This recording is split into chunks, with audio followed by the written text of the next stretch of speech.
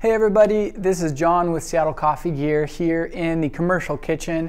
We have with us today the Slayer single group, or the Slayer Espresso single group, now that they have the Slayer Steam as well. We're in the commercial kitchen today because this is technically a commercial machine. This doesn't have any options for a water tank internally, so it has to be plumbed in. Granted, some people do put this in their kitchen. It is still capable of being a home machine. It has a lot of commercial features, so it's really a commercial machine that can be used in a home. Why don't we talk about some of the specifics of this machine and what sets it apart a little bit. So this is a dual boiler machine. This means that, of course, you can steam and brew at the same time for you home people who might be watching this. So you won't have any concerns there. You have your group right here, you have your hot water over here, and then you have a steam wand over here. You have really awesome wood accents, and you also have the option to do a little bit of custom stuff with that. This is the pretty base model, so it doesn't have a whole lot of extra custom stuff done to it. You have the black side panels, the stainless body. This wood is the standard wood that comes on it with all the accessories. The one thing that we don't have here today is the matching tamper that comes with this machine, but that would have the same wood accents on the handle of that tamper. Looks really nice when it's all matching set. The main thing that sets this machine apart is actually what's called the needle valve inside.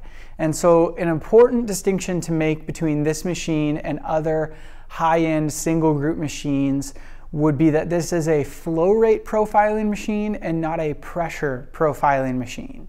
So with a pressure profiling machine, you're actually using the pump to ramp up pressure and extract at different levels of pressure.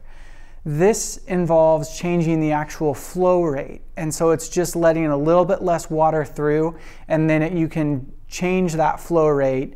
It is a little bit analog in how you change that flow rate, but it does yield very tasty results in the cup of espresso that you get, because you have a lot of flexibility and freedom with that flow rate profiling. And we'll get into the specifics of that a little bit more. Why don't we talk about just some more of the features on this.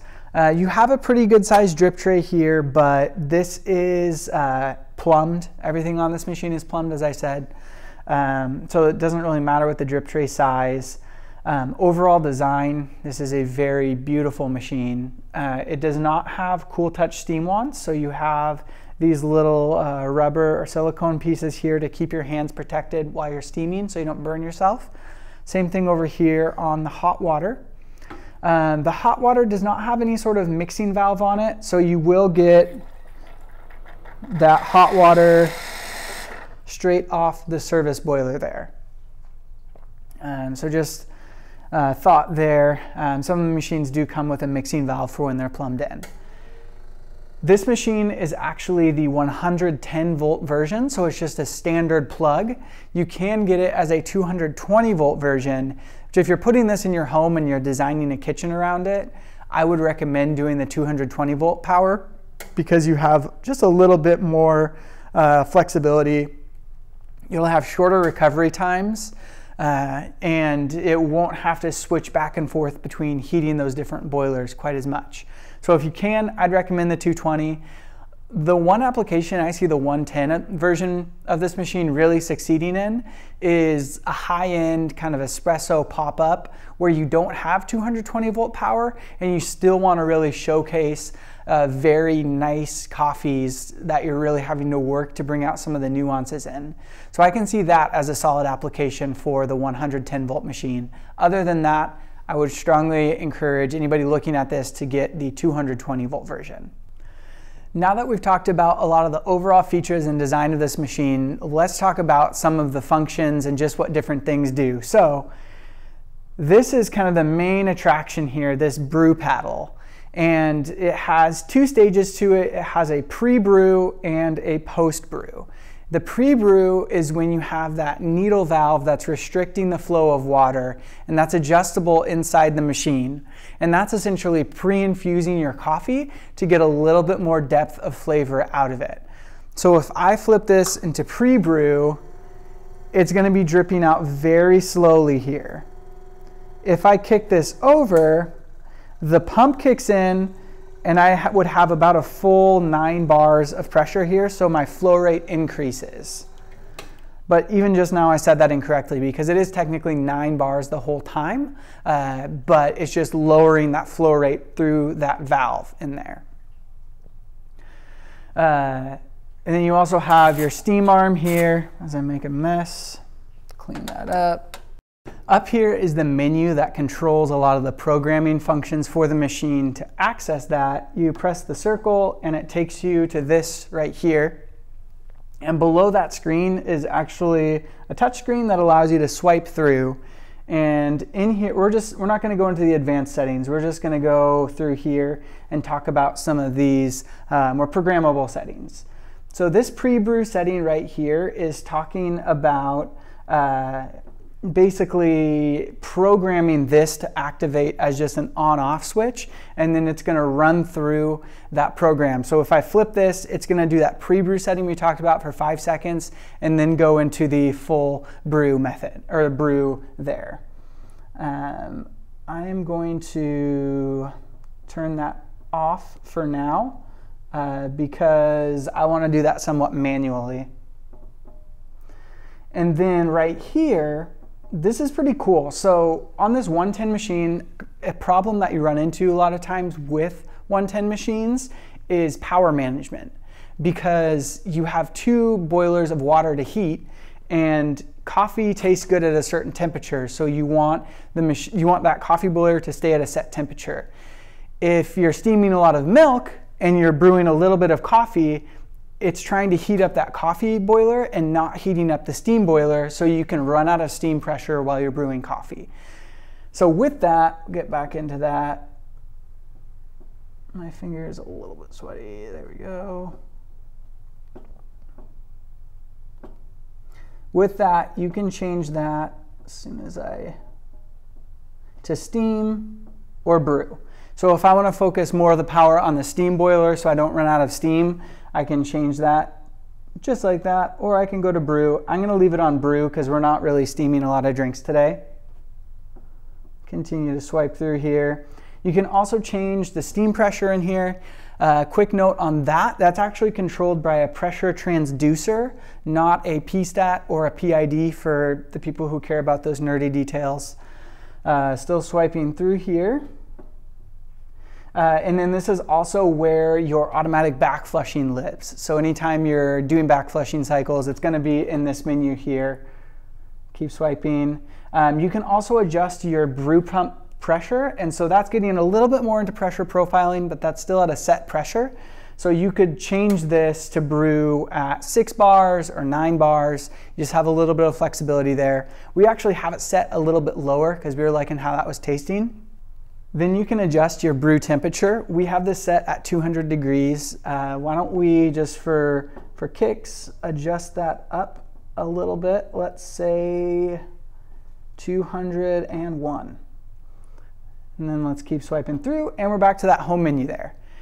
One cool trick that I really like on this machine, this is shared across a lot of the Slayers, even the larger ones. If you're ever in this menu and you're kind of lost, it's kind of like some music equipment. They have like an escape key, and that's what this brew paddle acts as. So anytime you're in that menu, if you just swing that brew paddle, it takes you back to this home screen. So if you're ever deep in a menu, you don't want to change the settings on your PID because you think you're going to ruin your machine, all you have to do is pull that brew paddle, it takes you back to home. Really a nice feature, just because there is so much programming that you can do on this machine. In case you can hear that in the video, we actually have this set up on a flow jet, and so that was actually the flow jet pumping water up to the machine. Is kicking on there, but just a side note there. That covers a lot of kind of the basics of this. We actually got permission to look inside this machine, so we're going to take the top off this and I can show you a little bit of the machine. We won't go too in depth here. So we'll reset the cameras and then take a look.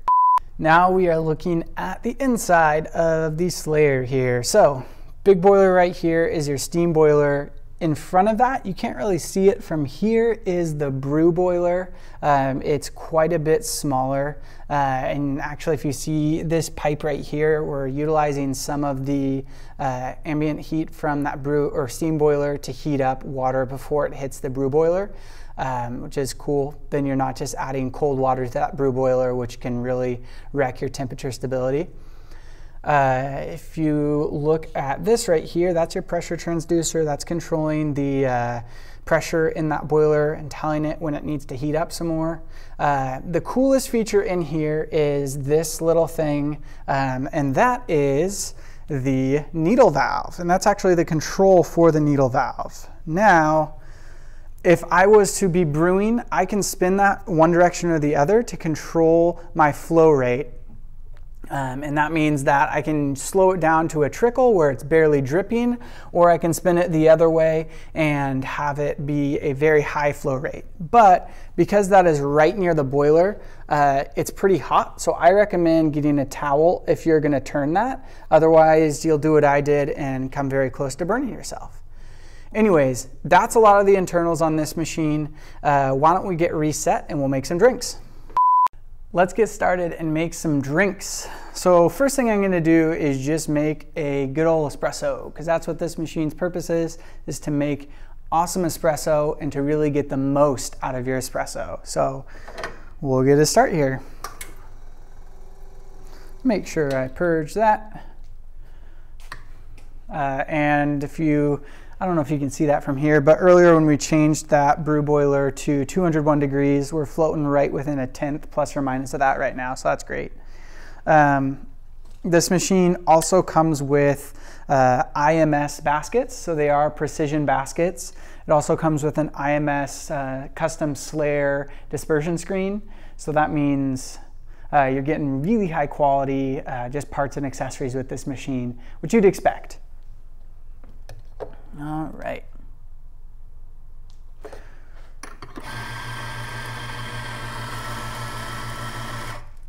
Today we have our machine paired with the Eureka Atom 65, and then we're running the 49th parallel Epic Espresso from our neighbors in Canada. Going to redistribute here.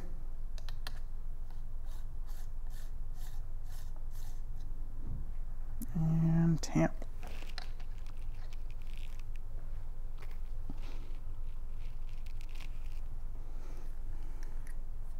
Make sure I'm all clean there.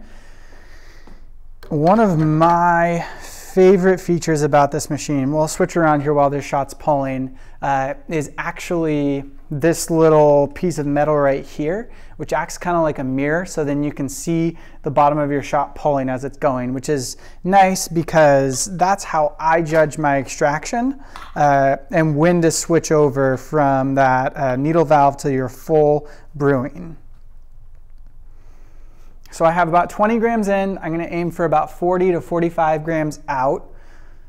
And I will get started here. So I'm going to go ahead and go to my pre-brew. And what we've been playing with is basically just using that pre-brew until you see some coffee start to fall right like that. And then click over into your full brew there so you get a nice long pre-infusion. And it looks like, how am I doing? Actually looks like I may have a tiny bit of channeling there.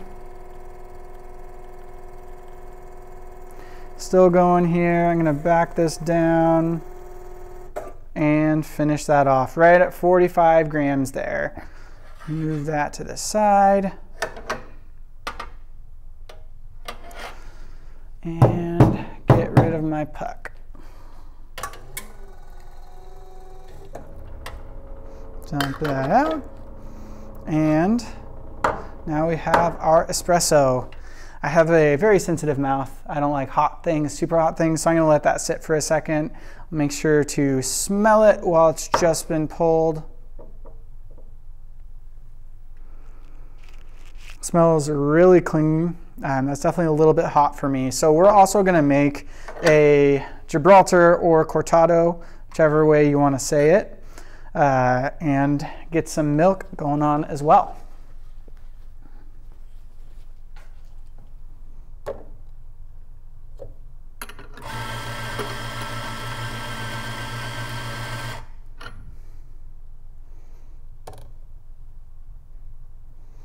All right, right about 20.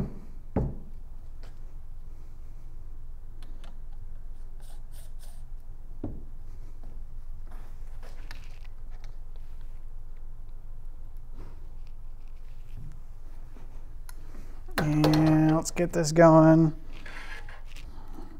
Don't think you'll be able to see that pre-brewing happen because that glass is a little tall, but you might be able to see it through the glass.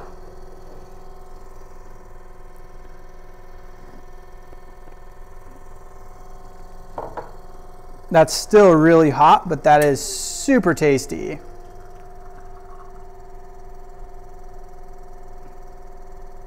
Got that going there. So by the time I finish my pre-brew is about 14 seconds. And then my total brew time on each of these shots is about, say, oh man, now I'm doing math. About 35 seconds for these shots. This is a lighter roasted blend, but it's not so light that I would want to get into the 45-second range. So I'm going to get some milk and steam some milk for that.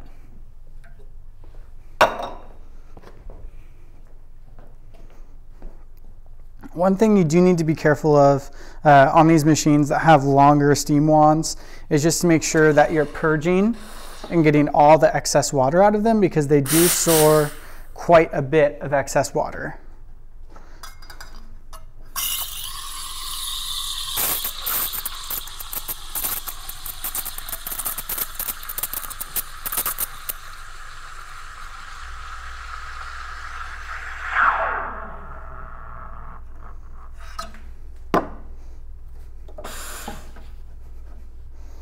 Now that I have that done there, milk looks nice. I'm going to pour a little bit out. Grab my glass here. Got a little bit of coffee on the back of that. And let's see what we can do.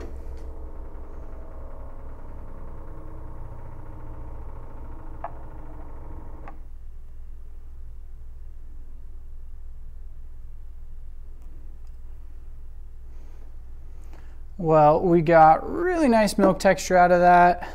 My espresso did sit for a second, which is why that's looking like that. But why don't I go ahead and take a drink here.